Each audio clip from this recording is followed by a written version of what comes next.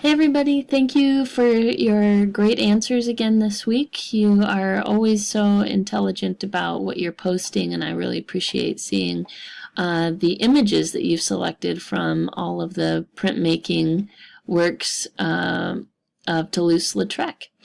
I enjoyed the variety, and I know there's lots more to be had, including this piece that I found quite intriguing and a little different because it's not exemplifying something from the Moulin Rouge or some other night club that he may have attended.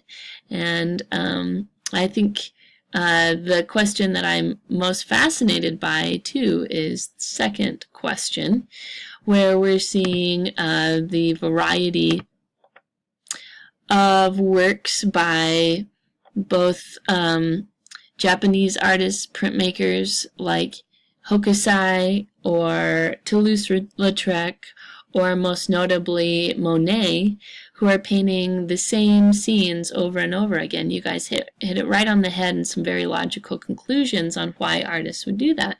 Matter of persistence, getting it right, matter of seeing the subtleties and the changing nuances of the weather, the time of day, the light.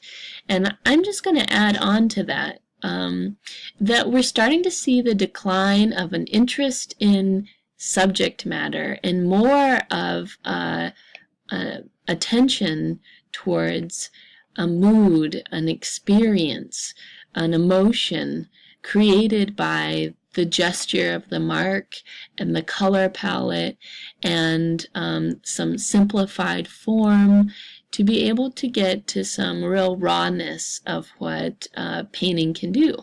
And this is going to just explode, as we'll see in the near future, with photography becoming so prevalent.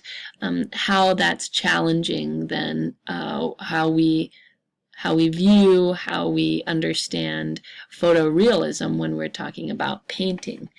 But Monet is a great example because he's taking, in so many ways, the same form, the same simplified stack here, and creating something very different out of each one. It's both a marker of time, a marker of light, of weather, but it's also a great example of how far color can be pushed. This week we're diving into design, and to do so I wanted to let you know about a show that I just saw last week.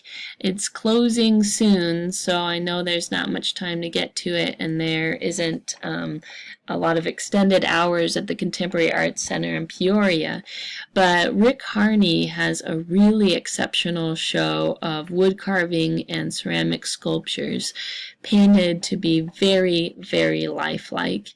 I wanted to give you just a little snippet of video so you can get an idea of his work. So excuse the herky-jerkiness of the video, but you'll see this illusion that he's mastered so amazingly, of being able to look at a piece straight on and envision it. Our mind completes it as a whole form. And I'm going to show you a few more, even though the image is going to be a little herky-jerky, and I will warn you he does do a little bit of nudity, so you'll see a little extra bits and pieces that are comical interpretations of self-portraits.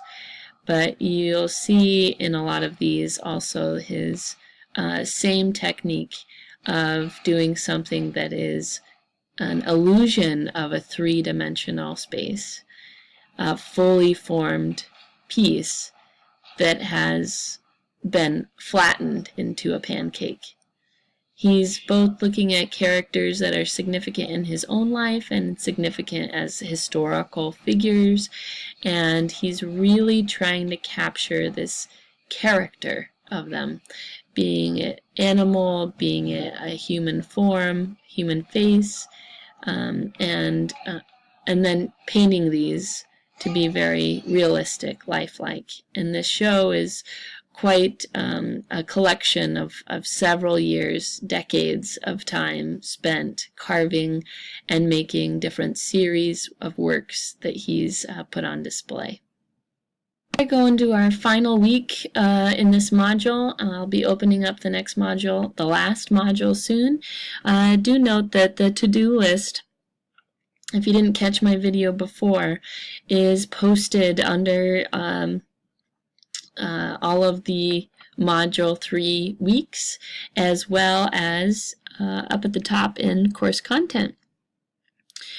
I will let you know also that I am excited to read your guys' submissions for the local global papers. I hope that I still get a few more of those rolling in, and that you also post about it. I'm looking for a couple of images, one from your museum, one from the gallery that you went to in person, and a little snippet that kind of summarizes what you found.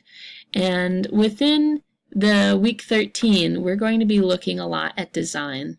We're grouping that, lumping that into decorative arts and crafts, which is just such a huge spectrum and really kind of embodies so many of my loves. So I'm breaking it down a little bit more, but I wanted to point out that the objectified video that I wanted you guys to see is currently not available.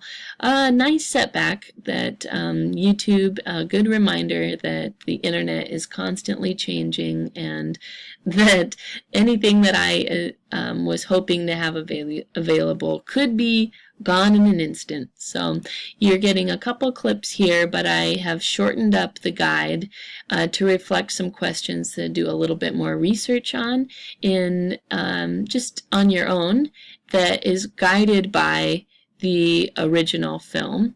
And then once you get those questions completed or underway, you'll be taking this little quiz that does not have a time limit.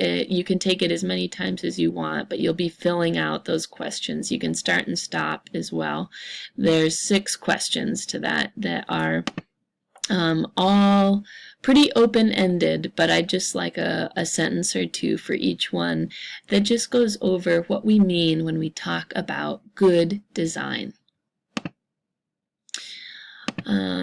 With that said, I again will state that I'll be opening up the final module this week for you guys to continue working into. Please make sure that you're minding the due dates coming up, and that if you have any questions or issues that you do contact me. And I look forward to reading your papers and seeing more of your posts. Have a good week.